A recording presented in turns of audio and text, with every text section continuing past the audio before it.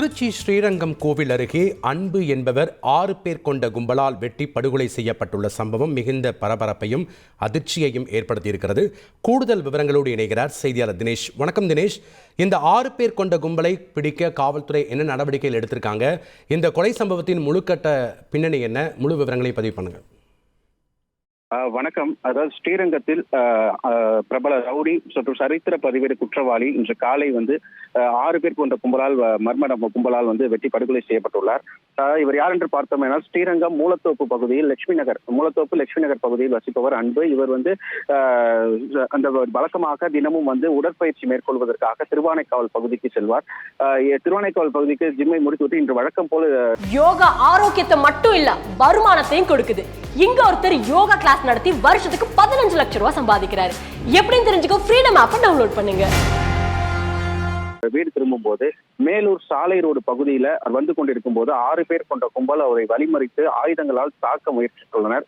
அப்போது அங்கிருந்து கிட்டத்தட்ட ஒரு 500 மீட்டர் தூரம் ஓடி சென்றுள்ளார். அவரிடம் தப்பிப்பதற்கு தெப்பக்குளம் ஸ்ரீரங்கம் கோவிலுடைய பார்க்கிங் பகுதி இருக்கிறது. அந்த பகுதியில் தெப்பக்குளம் 4 ரோடு பகுதியில் அவரை சரமாரியாக வெட்டி சாய்த்துள்ளனர்.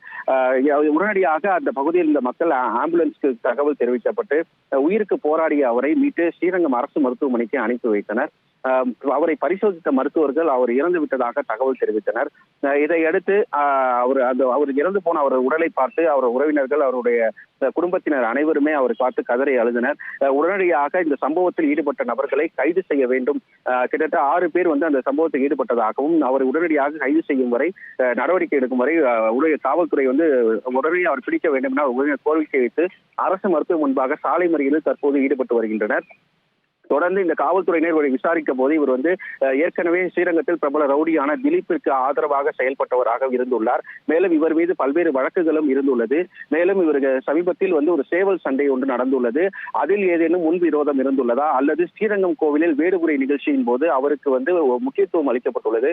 அந்த முக்கியத்துவம் அளிக்கப்பட்ட இடத்தில் ஏதேனும் அவருக்கு பிடிக்காதவர்கள் இந்த செயலில் ஈடுபட்டார்களா என்ற கோணத்தில் தற்போது போலீசார் தீவிரமாக விசாரணை மேற்கொண்டு வருகின்றனர். தொடர்ந்து இந்த ஸ்ரீரங்கத்தில் பட்டப்பகுதியில் ஸ்ரீரங்கம் கோவிலுடைய பார்க்கிங் பகுதியில் நடைபெற்ற இந்த கொலை சம்பவமானது ஸ்ரீரங்கத்தில் மிக பெரும் ஒரு அதிர்ச்சியை ஏற்படுத்தியுள்ளது. நன்றி தினேஷ், உங்களுடைய விவரங்களுக்கு.